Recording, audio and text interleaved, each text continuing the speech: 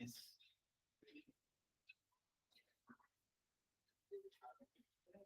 Thank you. Welcome everyone after the break. और break के बाद फिर से आप सभी का स्वागत है।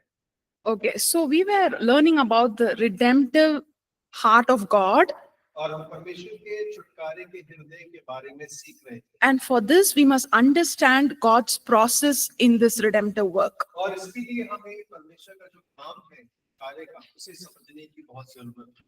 So I see online somebody has raised the hand. So is there a question online?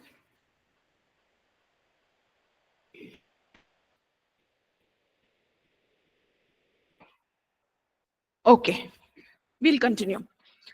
So we saw that in every situation of life, we will see God's redemptive nature. और हमने देखा कि परमेश्वर का छुटकारे का स्वभाव जो है जीवन के हर एक पड़ाव पे मौजूद होता है। No matter what the mess or the chaos, God will make something beautiful out of it. और भले ही कितना गड़बड़ी और कितना बिखराव क्यों ना हो, परमेश्वर कुछ ना कुछ सुंदर उसमें से निकाल देता है। Bible says he can give beauty for ashes. Bible इस प्रकार कहती है कि परमेश्वर राख से खूबसूरती निकालता है। And broken vessels will become vessels of honor. और जो टूटे बर्तन है उन्हें आदर का बर्तन बनाता है। So sometimes other people might not see the hope that we have in Christ. और कई बार दूसरे लोग जो आशा हम मसीह पर रखते हैं शायद ना देख पाए। They might call it, this is the last, this is the end. और वो हो सकता है इस प्रकार कहें तुम्हारा तो अंत हो गया, तुम खत्म हो गए। We as God's children can speak hope and peace. लेकिन हम परमेश्वर के बच्चे होने के नाते आशा और शांति की घोषणा उस परिस्थिति में कर सकते हैं। So once we were praying for a marriage that had actually hit rock bottom. और यदि हम अपने विवाह के लिए प्रार्थना कर रहे हैं जो कि बिल्कुल अपनी हद की तलय तक पहुंच चुकी है। So both of them, the couple, they couldn't walk together. They just wanted to quit. और वो जो जोड़ा है पति पत्नी जो है वो साथ में नहीं रहना चाहते हैं, अब वो अलग होना चाहते हैं। So all the faith was gone, but there was so much of negativity there. और सारा विश्वास उनका निकल गया, दोनों के मध्य में बहुत ज्यादा नकारात्मकता भर गई है। There was so much pain. और बहुत दर्द है। But we decided to pray for them. और हमने निर्णय किया कि हम उनके लिए प्रार्थना करें। So as we started praying for them, the Lord brought things together in their life. और जैसे हमने उनके लिए प्रार्थना करना शुरू किया, परमेश्वर उन दोनों के जीवन के अंदर में चीजों को बनाना शुरू करता है। The Lord did work in both of their lives. परमेश्वर ने दोनों के जीवन में, पति पत्नी दोनों के जीवन में काम शुरू किया। The Lord spoke to them. परमेश्वर दोनों से बात करने लगा। And today they are having a very fruitful marriage with their children. और आज उनके परिवार में बच्चे भी हैं और उनका जीवन जो है विवाहित जीवन फलवत्त भी है। At that time, I've heard people say, the glass is broken, just don't try to put the pieces together. It's not going to. और उन दिनों में मैं इस बात को सुना करती थी, कांच तो टूट चुका है, टुकड़ों को जोड़ने का प्रयास मत करो, वो खत्म हो चुका है। But why we pray with hope is because Jesus is our hope. और क्यों हम आशा के साथ प्रार्थना करते हैं? क्योंकि यीशु मसीह हमारी आशा है। So Jesus is the one who can raise up people from the dead. और यीशु मसीह वो है जिसने मुर्दों को जीवित किया। So it is a dead situation. No matter what the situation is, God can revive. God can give the hope. और देखिए चाहे मृत परिस्थितियां क्यों ना हो, चाहे कोई भी कैसी परिस्थिति क्यों ना हो, परमेश्वर से जीवित कर सकता है, उसे दोबारा से स्थापित कर सकता है। So sometimes it will be our big dream that has crushed. We might have dreamt about it so much. और हो सकता है कई बार वो हमारा सपना होगा, दिल की कोई बात होगी जिसके बारे में हमने बहुत सपने देखे होंगे, लेकिन अब वो जो है चूर-चार हो गया होगा। Things are not going in our way. और चीजें अब हमारे अनुसार नहीं चल रही होंगी। Still, God can make it so beautiful. और लेकिन फिर भी हमारा परमेश्वर चीजों को बड़ा सुंदर बना सकता है। More than what we can think or imagine. और उन जितना हम सोचते हैं, समझते हैं, उससे कहीं ज्यादा परमेश्वर कर सकता है। We never give up hopeless or in discouragement. और कभी भी हम निरुत्साहित नहीं होंगे, ना ही आशा को छोड़ेंगे। Our hope and our eyes are fixed on Jesus. हमारी आंखें, हमारा आशा यीशु मसीह पर केंद्रित है Jesus will redeem no matter what. और यीशु मसीह छुड़ाएगा भले ही कुछ भी क्यों ना हो जाए। So we see throughout the Bible, especially the children of Israel is a perfect example. और देखिए पूरी बाइबल के अंदर में विशेषकर इजरायली लोगों के साथ में ये एकदम सिद्ध उदाहरण है So it's जिसको हम देखते हैं। it's not to put them down, but Bible is recorded for us so that we can learn from them and not live like that. और उनको नीचा दिखाने के लिए नहीं, लेकिन बाइबल ने उनको उनकी बातों को इसलिए लिखा है ताकि हम उन लोगों से सीख लें।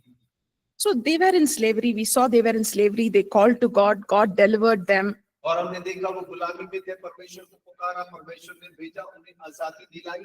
In spite of all that, God calls them, I am your God and you will be my people. और देखिए सारी गलतियों के बावजूद भी परमेश्वर कहता है कि मैं तुम्हारा परमेश्वर और तुम मेरे लोग होगे।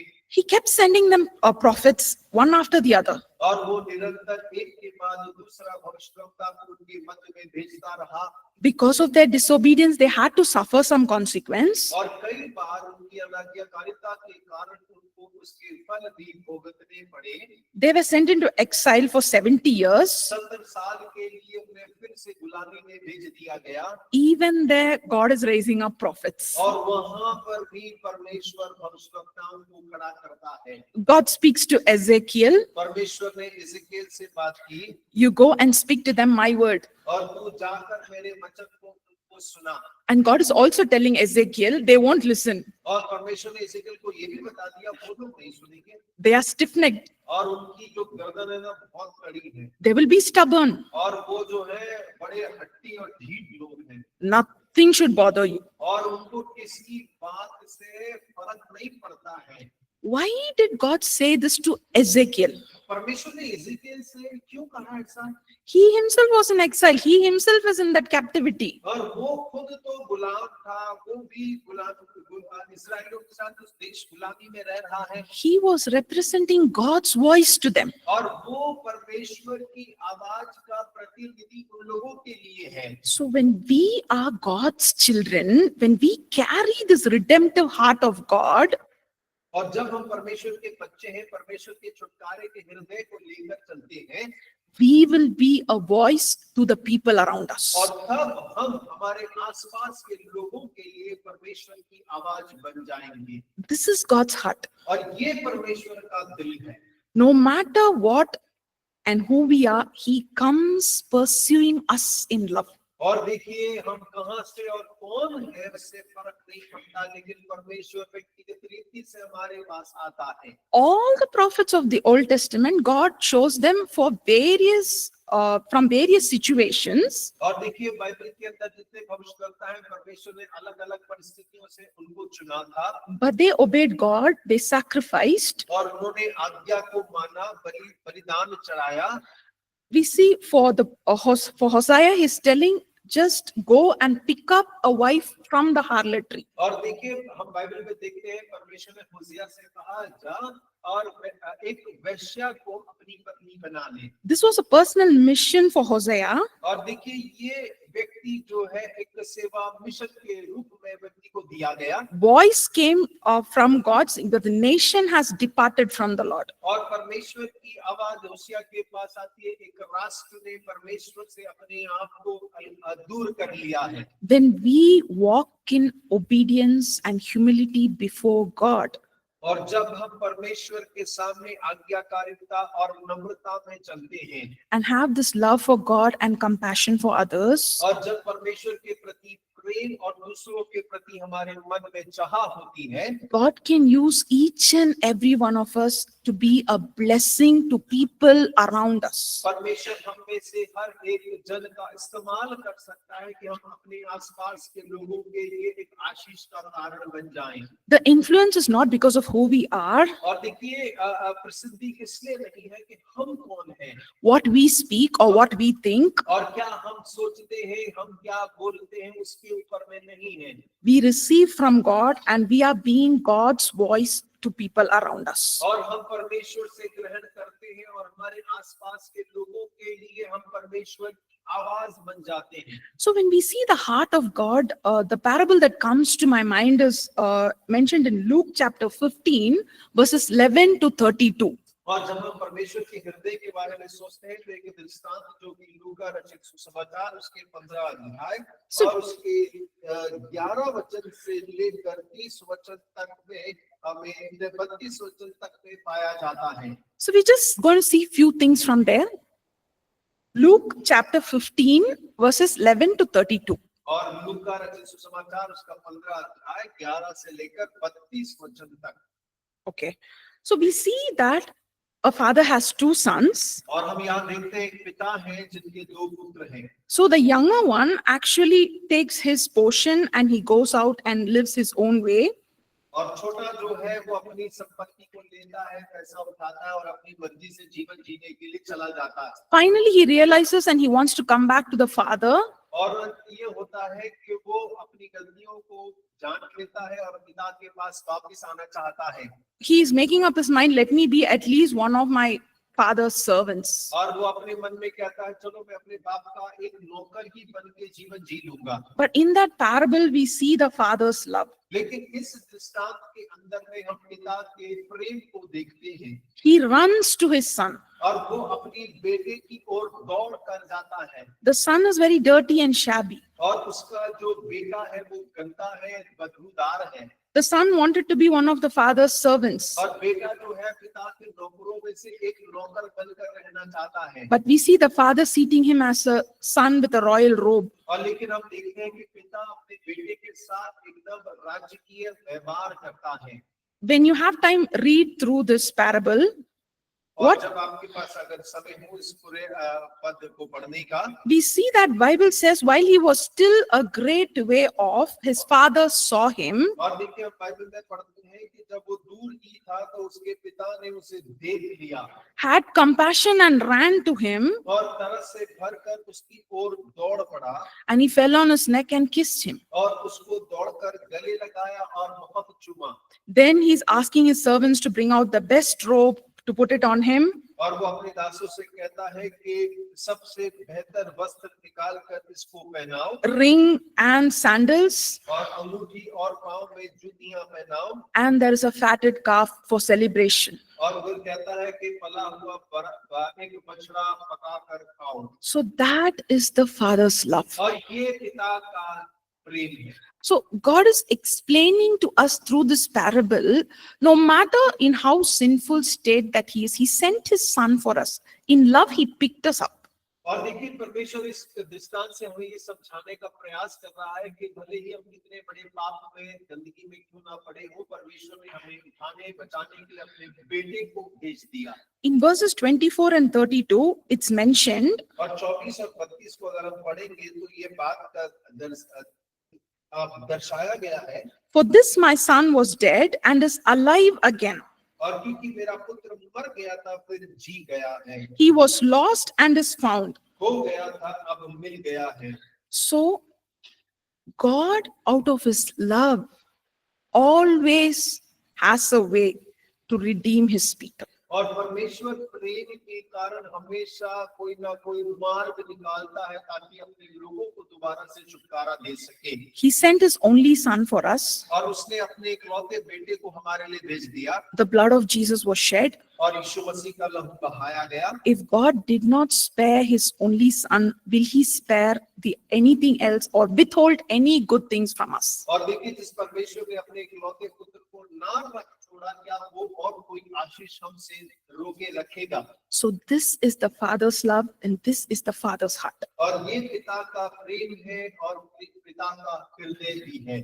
But we observe one thing as a word of caution. और देखिए एक चेतावनी के वचन के रूप में हम एक बात पर ध्यान देते हैं। There's someone else in the same house who doesn't reflect the father's heart. और उसी घर में एक और जन है जो पिता के प्रेमी हृदय को नहीं दर्शाता है। So this is the eldest son. और ये जो है उस घर का बड़ा बेटा है।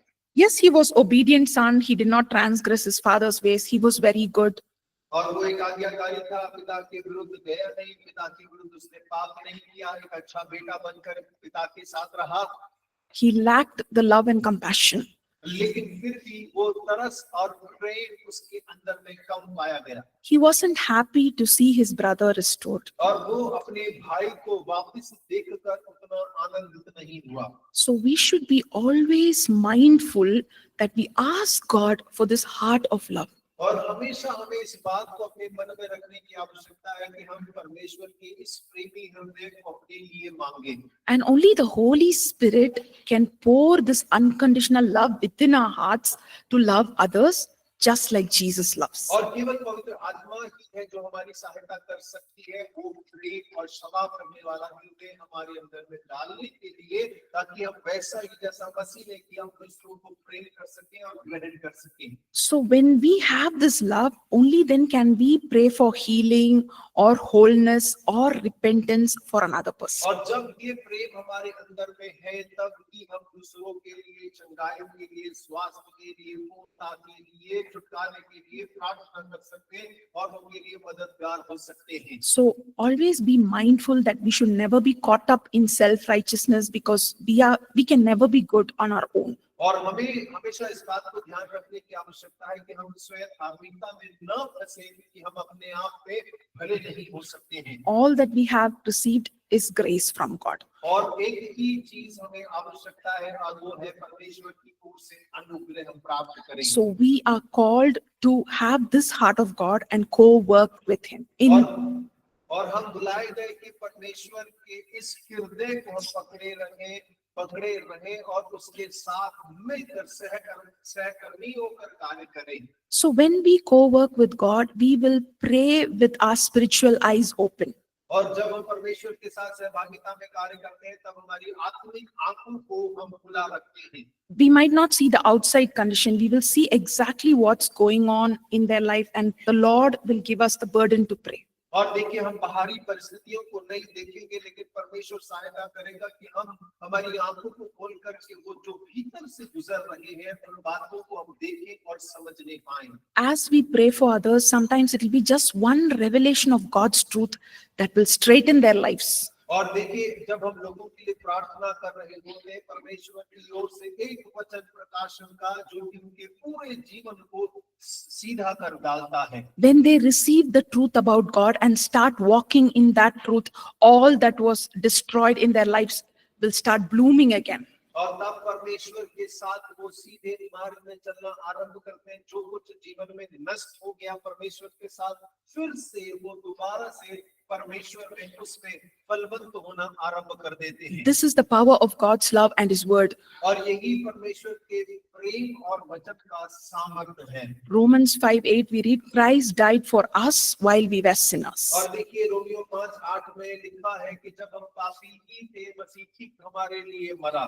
In Romans 8:38 and 39 we read, और रोमियो 8 उसके 38 और 39 में हम पढ़ते हैं, For I am persuaded that neither death nor life, nor angels, nor principalities, nor powers, nor things present, nor things to come, nor height or depth, not any other created thing shall be able to separate us from the love of God, which is in Christ Jesus our Lord. क्योंकि मैं निश्चय जानता हूं कि न मृत्यु न जीवन न स्वर्गदूत न प्रधानताएं न वर्तमान न भविष्य न सामर्थ न ऊंचाई न गहराई और न कोई और सृष्टि में परमेश्वर के प्रेम से जो हमारे मसीह यीशु में है अलग कर सकेगी।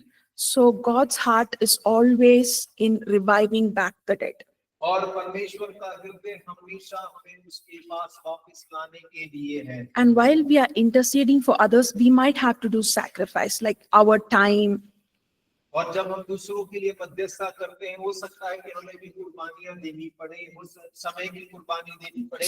Sometimes the deliverance doesn't happen immediately. We spend long hours in prayer. और कई बार छुटकारा तुरंत नहीं होता है, हम प्रार्थनाओं में काफी लंबा समय बिताते हैं। So that is how we intercede for others. और बिल्कुल वैसे ही हम दूसरों के लिए मध्यस्थता करते हैं। In fact, we are co-working with God. और अगर देखें कहें तो हम मसीह के साथ में सहकर्मी हैं। See, God's will is for people to come back to Him. और परमेश्वर की इच्छा है कि लोग मसीह के पास वापस आ जाएं। Jesus is also interceding for us at the right hand of the Father. और यीशु मसीह भी हमारे लिए पिता के दाहिनी हाथ ओर खड़ा होकर मध्यस्थता करता है। So we are just co-working with God. और तो हम भी परमेश्वर के साथ में सह कार्य करते हैं। So that is a privilege what God has given each and every one of और us. ये वो सौभाग्य है कि परमेश्वर ने हम में से हर एक को सौंपा है। All of us are called to partner with God in और prayer. हम सभी प्रार्थना में मसीह के सहभागी होने के लिए बुलाए गए हैं। This might be a humble ministry, many might not know, और हो सकता है कि ये बड़ी नम्र सेवकाई हो, ज्यादा लोग उसके बारे में ना जानते हो। but our Father who sees in secret will always reward us. और लेकिन हमारा पिता जो गुप्त में हमें देखता है वो हमेशा हमें पुरस्कृत करता है। So before we go to the next one, और अगले भाग में चलने से पहले I see that somebody has raised hand online. So is there something you want to share, Shani? Yeah, I'm just, because I wasn't here, I didn't come to class last week because I was ill, but I'm just a little confused because well, first of all, I had my hand raised before the break because there were verses that you were going over that are not in the notes, and I wasn't able to get those. So I don't know, I know you can't go back, but I'm a little confused because you're saying a lot of things that are not in the PDF. And so I find myself going to page 14, but I didn't realize you were on page 13. So are you going to be saying a lot of things that are not in the PDF? Because I'm trying to follow it, but what you're going into is fine. The way you're presenting is fine, just great details, but it's not in the PDF. And Oh, are we yes. going to be tested on this? So that's where I'm a little get confused and just find myself a little frustrated because I'm trying to take notes, but you're saying a lot and it's not in the PDF. Oh, yeah, that's true. That's true, Shani. I can share the short notes. I can, but then for your tests and assignments, you will have only from what is given to you. So you don't worry about the tests and the assignments, but you want this as short notes, I can post it to you online, whatever that I've prepared. Is that okay? So, yeah, that's fine. So you're saying that, okay, because I know what you're saying is not in the PDF. So you're going to post that? So Yeah, I can have something to follow. Yes, Yeah, yes. because that's and I'm sorry, and you said that what's on the assessment, we're gonna be tested on what you're posted and the PDF. I'm just trying to make sure. No, the main notes that you have, that is the prayer and intercession, that's already posted. You will have your assignment only from that. Okay, but can I also, in your post the extra, you're saying a lot of good things that are not in the PDF, you'll post that also? Yes, I can post that for you And online. can you post that like ahead of time before each class and Yes, like kind of say that you're because I was finding myself a little lost on where you were at in the PDF too. That was another thing. Sure. I'll do that ahead of class. Yeah. Okay, I'll- thank you. Thank you. Thank you for sharing. Yeah. So because there was a lot of things not in the notes, so people online couldn't follow. So sorry about that. और बहुत सारी बातें जो हम सिखा रहे हैं वो आपके नोट्स में नहीं है, इस वजह से कुछ लोग गड़बड़ी में। Okay. So now we'll see the promises of God. और अब हम परमेश्वर की प्रतिज्ञाओं के बारे में So देखेंगे। till now we saw three things. और अभी तक हम तीन बातों को देख चुके हैं। So what were those three things? और वो तीन बातें क्या हैं? We pray in accordance to the nature of God. और हम परमेश्वर के स्वभाव के अनुसार प्रार्थना करते हैं। And the second one, और दूसरा, intimacy with God. परमेश्वर के साथ घनिष्ठता। And what did we see now? और अभी हमने क्या देखा है? Redemptive heart of God. परमेश्वर के छुटकारे वाला हृदय। So now we are going to see how we can pray with the promises of God. और अभी हम देखेंगे किस प्रकार हम परमेश्वर की प्रतिज्ञाओं के साथ मिलकर प्रार्थना कर सकते हैं। So we see in 2 Corinthians chapter 1 verse 20. और दूसरा कुरिन्थियों 1 उसके 20 में आप देखते हैं। For all the promises of God in him are yes, and in him amen, for the glory of God through us. और बस यीशु में सारी प्रतिज्ञाएं हाँ और आमीन है। So we see that God's word says so, so shall it be. और देखिए हम देखते हैं कि परमेश्वर के वचन में जैसा कहा है वैसा ही होगा। So forever it is settled here on earth because it is done in heaven. और जो कुछ पृथ्वी स्वर्ग में कहा जा रहा पूरा होता है वैसा ही पृथ्वी पर होता है। So once we are familiar with God's word, और जब हम एक बार परमेश्वर के वचन से जाने पहचाने हो जाते हैं we pray in accordance to the promises of God. और तब हम परमेश्वर के वायदों के अनुसार प्रार्थना करते हैं। So Bible says if you believe, you will see the glory of God. Bible कहती है यदि तू विश्वास करे तो परमेश्वर की महिमा को देखेगा। And the just shall live by faith. और धर्मी जन विश्वास के द्वारा जीवित रहता है। So in prayer, we start practicing what God has promised. और हम प्रार्थना में उन बातों का अभ्यास करने लगते हैं जो परमेश्वर ने वचन में कहा है।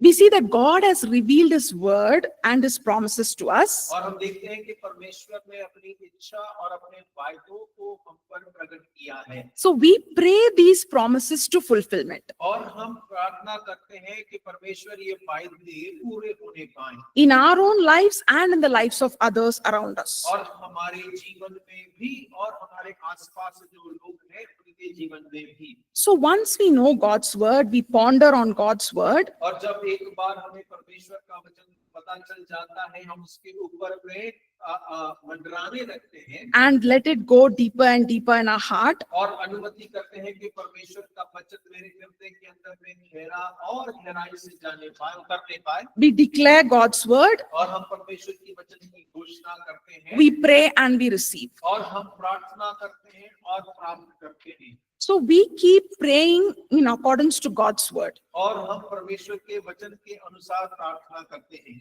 So once we declare God's word into our life, in our situation, just like He has promised, और जैसे परमेश्वर ने वायदा किया जब हम परमेश्वर के वचनों की घोषणा करना शुरू करते हैं it comes alive in our world. और वो हमारे संसार के अंदर में जीवित हो जाता है The word comes alive in our situation. और हमारी परिस्थिति के अंदर में वो वचन जीवित हो जाता है। The Bible says Jehovah Rapha, He's our healer. और बाइबल कहती है यहोवा राफा जो हमारा चंगा करता है। So we claim healing. और हम चंगाई की घोषणा करते हैं। Lord, you have promised healing. परमेश्वर आपने वायदा किया चंगाई का Sickness is not from you. और बीमारी आपकी ओर से नहीं है By your stripes, I'm healed. और तेरे कोड़े खाने से मैं चंगा हो गया हूँ। So that is how we claim the promises of God. और इस रीति से हम परमेश्वर के वायदों की घोषणा करते हैं। And we see that we do God's will here on earth by speaking His word. और हम इस बात को भी देखते हैं कि पृथ्वी के ऊपर में परमेश्वर की वचन की घोषणा करने के द्वारा हम उसे पूरा भी करते हैं। We live according to God's word. और हम परमेश्वर के वचन के अनुसार जीते हैं। So in John chapter 15 verse 7 we read, और यूहन्ना 15 उसके 7 में हम पढ़ते हैं if you abide in me and my words abide in you, और मैं तुम में और मेरा वचन तुम में बना रहे ask what you desire और मांगो जो तुम लालसा करते हो and it will be given to you. और वो तुम्हें दे दिया जाएगा। So we see that if we abide in God and His words abide in us, और हम देखते हैं कि हम परमेश्वर में और उसका वचन हम में बना रहता है and when we ask His will, और तब हम उसकी इच्छा को मांगते हैं it will be given to और us. वो हमें दिया जाता है So that is God's promise. और वो परमेश्वर का वायदा है। And the next thing is, और अगली बात जो है we partner with the Holy Spirit. और हम पवित्र आत्मा के साथ में साझेदारी करते हैं। So the Holy Spirit is a spirit of grace and supplication. और पवित्र आत्मा अनुग्रह और मदद करने वाला प्रार्थना है। So we see that when God asks us to pray, the Holy Spirit inspires us. He gives us the burden to pray. और देखिए हम देखते हैं कि जब पवित्र आत्मा हमें प्रेरित करता है तब हम जो है हम प्रार्थना करते हैं। So sometimes the Holy Spirit, that's fine. Just you can switch it off. कागज उड़ेगा। Thank you. Yeah. So we see that we can partner with the Holy Spirit as we pray for others. और जब हम दूसरों के प्रति प्रार्थना करते हैं तब हम पवित्र आत्मा के साथ में साझेदारी करते हैं। So God will ask us to pray for something very different. It's the Holy Spirit who leads us in that prayer. और देखिए जब परमेश्वर हमें किसी बिल्कुल अलग बात के लिए प्रार्थना करने के लिए अगुवाई कहते हैं, तब पवित्र आत्मा है जो हमारी अगुवाई करता है। As we depend on the Holy Spirit, He empowers us to pray. और जितना हम पवित्र आत्मा पे निर्भर होते हैं, उतना पवित्र आत्मा हमें प्रार्थना करने के लिए बल देता है। If we read in Zechariah 12, verse 10, यदि हम जकरिया उसका 12 और 10 वचन में पढ़ें, and I will pour on the house of David और दाऊद की घराने पर and on the inhabitants of Jerusalem यरूशलेम पर के निवासियों पर अपना अनुग्रह दे दूंगा, the spirit of grace and supplication, और अनुग्रह करने वाली और प्रार्थना सिखाने वाली आत्मा दे लूंगा। then they will look on me whom they pierced. और तब वे मुझे ताकेंगे, अर्थात जिसे उन्होंने भेदा है, Yes, they will mourn for him और उसके लिए वे रोएंगे, as one mourns for his only son, जैसे इकलौते पुत्र के लिए रोते और पीटते हैं, and grieve for him और उसके लिए भारी शोक करेंगे, as one grieves for a firstborn. जैसा पहलौठे के लिए करते हैं। So the Holy Spirit is involved with us in prayer and intercession. और देखिए प्रार्थना और मध्यस्थता करने के लिए पवित्र आत्मा हमारे साथ साझेदारी करती है। And we see that when we go through certain weakness, the Holy Spirit takes hold of us in that weakness. और हम इस बात को भी जानते हैं कि जब हम कुछ कमजोरियों से होकर गुजरते हैं, तब पवित्र आत्मा उन कमजोरियों में हमारे हाथ को थाम लेता है। When we do not know how to pray, the Holy Spirit lifts that up as groans to God. और जब हमें नहीं पता कि किस प्रकार प्रार्थना करना है, तब पवित्र आत्मा हमारे लिए आहें भरकर प्रार्थना करता है। We read this in Romans 8 verses 26 and 27. और रोमी 8 उसके 26 और 27 में हम इस वचन को पढ़ते हैं। Likewise, the Spirit also helps us in our weakness, और इसी रीति से आत्मा भी हमारी दुर्बलता में सहायता करता है। for we do not know what we should pray for और क्योंकि हम नहीं जानते कि प्रार्थना किस रीति से करना चाहिए as we ought, और जिस रीति से हमें करना चाहिए, but the Spirit Himself makes intercession for us परंतु आत्मा आप ही हमारे लिए मध्यस्थता करता है, with groanings which cannot be uttered. और आहें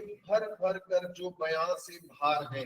Now He who searches the hearts और अब जो हृदय को जांचने वाला है, knows what the mind of the Spirit is, और आत्मा की मनसा क्या है वो भी जानता है, because He makes intercession for the saints और क्योंकि वे पवित्र लोगों के लिए विनती करता है according to the will of God. परमेश्वर की इच्छा के अनुसार।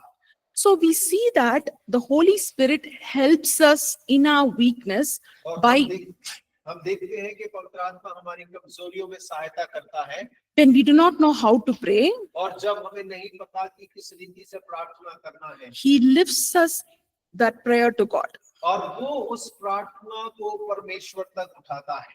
So you will know more about the Holy Spirit. You also have a class about the Holy Spirit. You will understand more and more as we go through the classes. और देखिए पवित्र आत्मा के बारे में और अधिक आपको जानकारी आने वाले दिनों में मिलती रहेगी, क्योंकि आपका अलग विषय पवित्र आत्मा पर और अलग समय है क्लास का। जैसे आप उसमें बढ़ेंगे, पवित्र आत्मा की जानकारी आपको और होगी, Because He can reveal the mind of God to और us. क्योंकि वो परमेश्वर के मन को हमारे लिए प्रकट कर सकता है। So that is how He helps us in our weakness, by taking hold of things. और चीजों को थामने और अपने कब्जे में लेने के द्वारा वो हमारी सहायता करता है।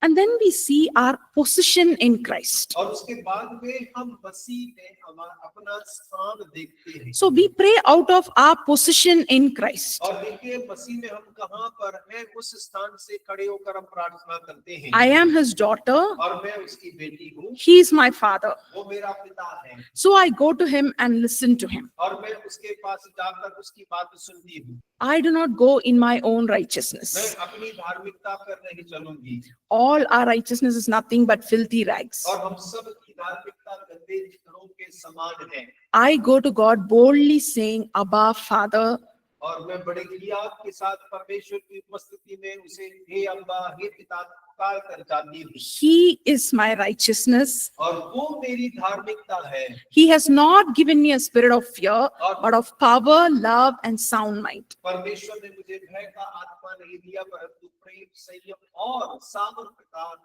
आत्मा दिया है। And we should know our authority in Christ. और हमें मसीह में अपने अधिकार को भी, पहचान को भी जानने की आवश्यकता है। Jesus has paid the price for my sin as well as my sickness. और देखिए यीशु मसीह ने मेरे पाप उसके साथ साथ मेरे रोग का भी दाम चुकाया है। The devil has no authority over me. मेरे ऊपर शैतान का कोई अधिकार अब नहीं रहा है।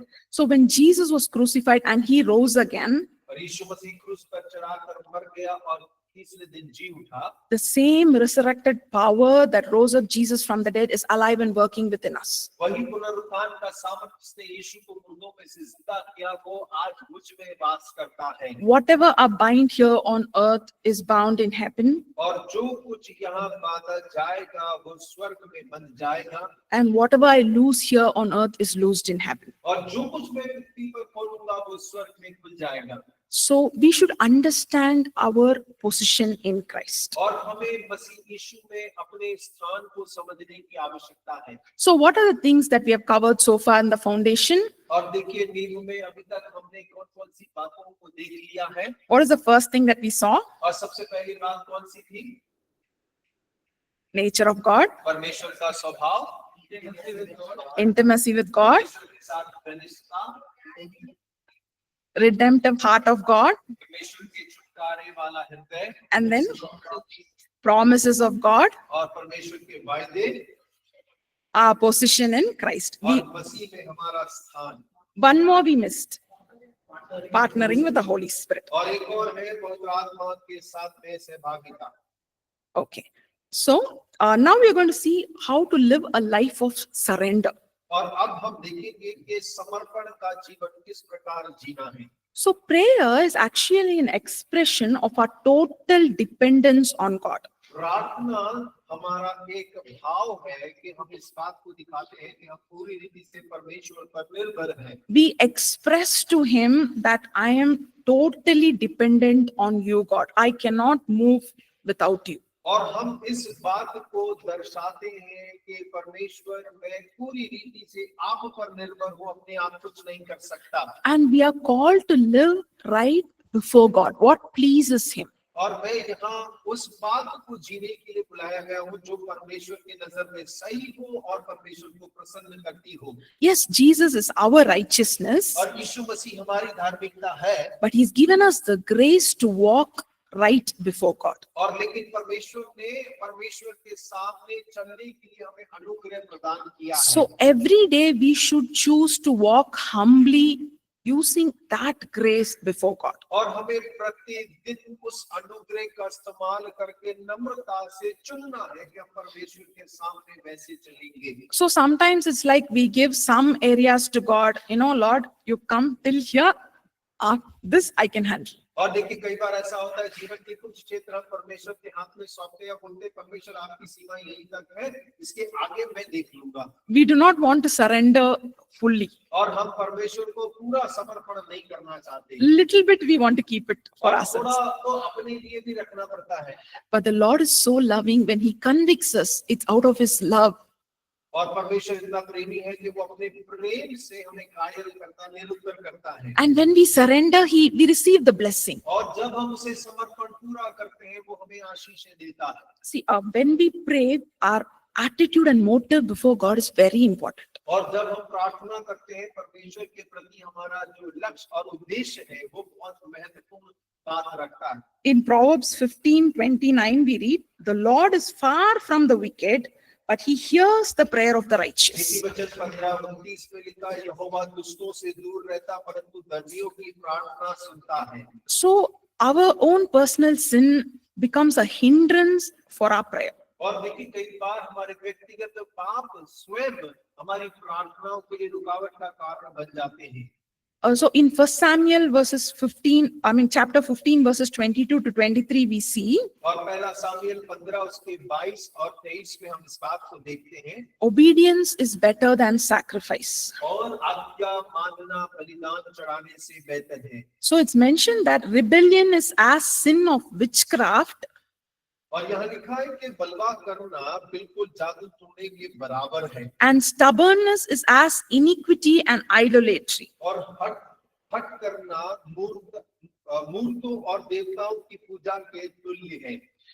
And we see that the Lord wants us to obey him wholeheartedly and willingly. और परमेश्वर चाहता है कि हम पूरे हृदय से परमेश्वर की आज्ञा को मानें और उस पर विश्वास करें। We see Mary, the mother of Jesus, और हम मरियम जो यीशु मसीह की माता थी उनको देखते हैं, when the word came to her, और जब परमेश्वर का वचन उनके पास पहुंचा, she says, "Be it unto me according to your word." और वो कहती है कि तेरे वचन के अनुसार मेरे संग होने दे।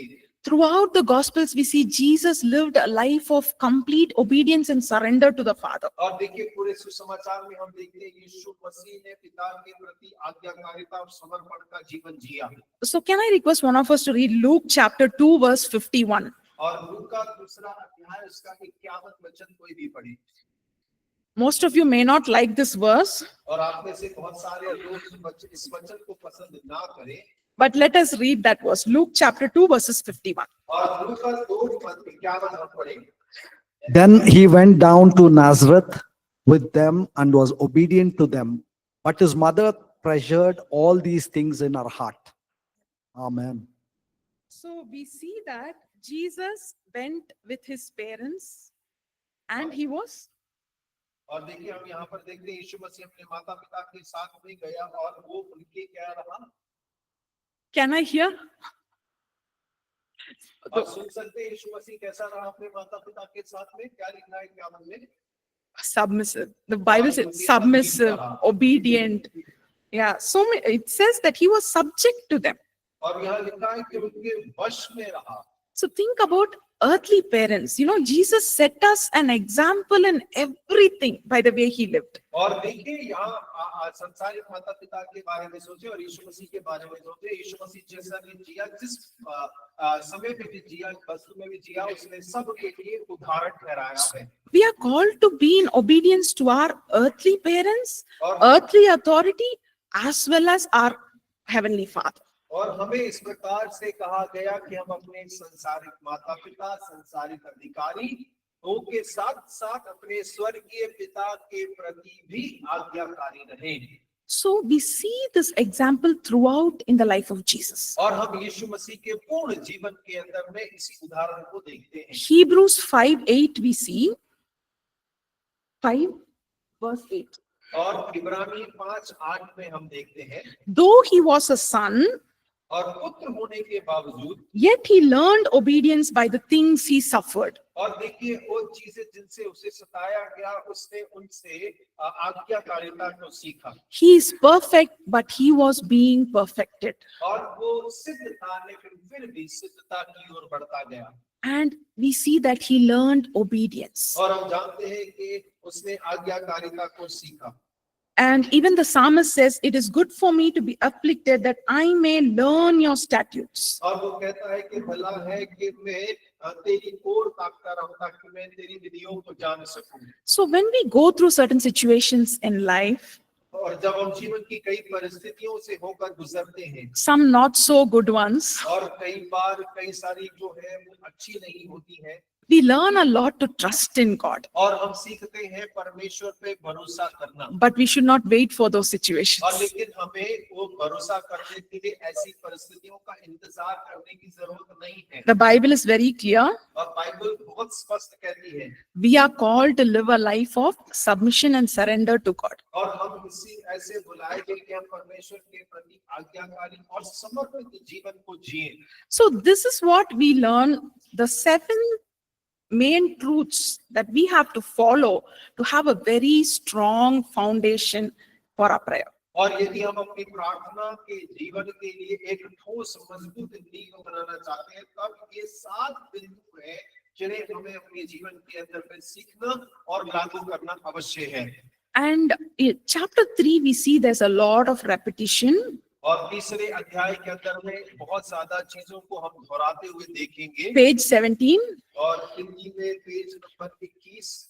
So the Lord Jesus as our model and standard for prayer. और हमारा प्रभु यीशु मसीह हमारा आदर्श है, हमारा मानक है प्रार्थना जीवन के So लिए। if we see that there's one person who actually didn't have to pray, it was Jesus. और केवल एक ही जन था जिसको प्रार्थना करने की आवश्यकता बिल्कुल नहीं थी, वो थे हमारे प्रभु यीशु मसीह। We see that Jesus prayed. लेकिन फिर भी देखते हैं कि यीशु मसीह ने प्रार्थना की। We see that Jesus always went to the Father before meeting anything of this world. और हम देखते हैं कि संसार में किसी से मिलने और कार्य करने से पहले वो हमेशा पिता से मिलने के लिए जाते थे। Even before meeting his disciples. और अपने चेलों से भी मुलाकात करने के पहले वो पिता से मिलते। Because Jesus' focus was always to do the will of the Father. और क्योंकि यीशु मसीह का ध्यान केंद्र केवल पिता की इच्छा को पूरा करना ही था। So John 4:34 we read, my food is to do the will of the Father and to accomplish his works. और देखिए यूहन्ना 4:14 में इस प्रकार कहता है कि मेरा जो भोजन है वो परमेश्वर की इच्छा को पूरा करना और उसको ही जानना है। And throughout the Gospels, we see that Jesus rises up early in the morning and he goes and prays. और देखिए पूरे सुसमाचार में हम इस प्रकार पढ़ते हैं कि यीशु मसीह भोर को उठ जाते और एकांत में जाकर प्रार्थना किया करते थे। Sometimes our work routine might be different. We might not be able to rise up early in the morning. और कई बार हमारा जो कार्य श्रेणी है वो बिल्कुल अलग होगा। हो सकता है कि हम सुबह भोर में ना उठ पाते हों। But what I would like to encourage us is, as soon as you wake up, spend those hours with God. और मैं आपको उत्साहित करना चाहती हूँ कि जैसे ही हम उठे सबसे पहले कुछ समय हम परमेश्वर के लिए निर्धारित कर दें। We should always give our prime time to God. और हम हमेशा परमेश्वर को अपना समय का प्रमुख समय दें। As much as possible. और जितना हो सकता है उतना। See, once we spend that time with God alone in secret, और जब गुप्त में हम परमेश्वर के साथ एकांत का समय बिता लेते हैं, we will be able to do everything else for the day or for the season. और देखिए उस समय और उस ऋतु के लिए जो भी जरूरत है उसमें हम कार्य करने के लिए सामर्थ्य प्राप्त कर लेते हैं। So, and we see that throughout the day also Jesus was in communion with the Father. और हम इस बात को भी देखते हैं कि दिन भर में यीशु मसीह पिता के साथ में संगति करता रहता है। While Jesus was in the ministry, और जब यीशु मसीह सेवकाई के मध्य में भी था, healing and delivering people, और लोगों को छुटकारा दे रहा था, There was a lot- कर रहा था, there was a lot of miracles happening. और बहुत सारे चमत्कार हो रहे थे। Jesus withdrew himself and went alone to pray. और यीशु मसीह ने अपने आप को भीड़ से अलग किया और प्रार्थना के लिए चला गया। So we can read few verses that is mentioned here. Can I request one of us to read Mark chapter 6 verses 45 and 46? और हम कुछ वचनों को पढ़ सकते हैं, मत्ती 6 अध्याय का 45 और 46। Immediately he made his disciples get into the boat and go before him to the other side, to Bethsaida, while he sent the multitude away. And when he had sent them away, he departed to the mountain to pray. Amen. So we see that, Jesus did a great miracle. He was feeding the 5,000 people with just 5 loaves and 2 fish, and many 5,000 and more.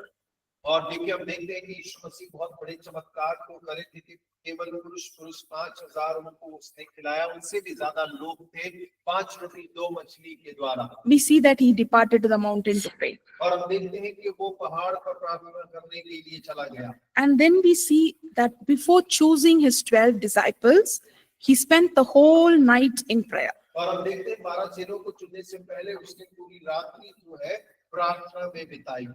And then we see that when people wanted to forcibly make him a king, he withdrew to be alone with the Father. और हम इस बात को भी पढ़ते हैं कि जब लोगों ने जबरदस्ती उसे राजा बनाने का प्रयास किया तो उसने सबसे अपने आप को अलग करके पिता के साथ समय बिताया। So throughout we have been learning from the example of Jesus. और शुरुआत से ही हम यीशु मसीह के उदाहरण से सीख रहे हैं। So his secret was in the secret place. और उसका रहस्य उस गुप्त स्थान के अंदर में है। So I would also encourage each of us to seek God more and more, especially being alone with the Father. और मैं आप सभी को उत्साहित करूंगी कि हम सभी परमेश्वर के साथ ज्यादा से ज्यादा समय बिताएं, विशेषकर उस गुप्त स्थान में। So we have to pray according to the nature of God, और हमने देखा कि हमें परमेश्वर के स्वभाव के अनुसार प्रार्थना करना है how we can grow in intimacy with God. और कैसे हम परमेश्वर के साथ घनिष्ठता में बढ़ सकते हैं। We saw the example of the Israelites and Moses. और हमने इजरायली और मूसा